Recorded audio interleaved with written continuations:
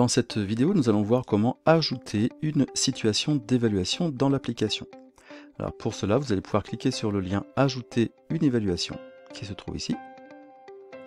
Et vous avez donc dans cette feuille une liste prédéfinie de situations qu'il faudra donc compléter. Alors par exemple, on peut très bien réaliser une situation que l'on peut appeler la pépinière par exemple, qui aura été traitée par Monsieur Y. La section était en première année, pendant la formation, et cela a été réalisé au 15 octobre de cette année 2023. Le type d'évaluation, on peut saisir par exemple que c'était une situation d'apprentissage.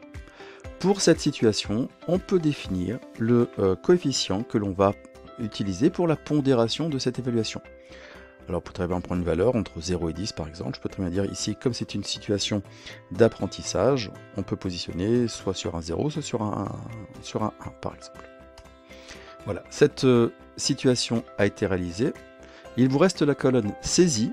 Cette colonne ne sera ici utilisée que lorsque vous aurez saisi les évaluations de vos élèves par rapport à cette situation d'apprentissage. Donc nous reviendrons dessus tout à l'heure dans une autre vidéo vous présentant comment réaliser les évaluations. Lorsque vous souhaitez réaliser une deuxième, ou en tout cas consigner une deuxième situation d'apprentissage, il vous suffit simplement de cliquer sur la ligne du dessous et de rajouter le nom de la nouvelle activité en reprenant la même chose. Voilà, par exemple, et celle-ci aurait été faite donc en 2023, toujours pareil. Situation d'apprentissage aussi, et celle-ci par contre je vais mettre un coefficient 2.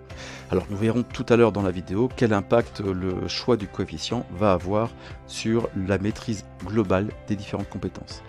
À ce stade, nous ne saisissons pas les compétences, nous ne faisons que saisir les situations d'évaluation. La saisie des compétences va se faire dans la feuille de saisie des évaluations.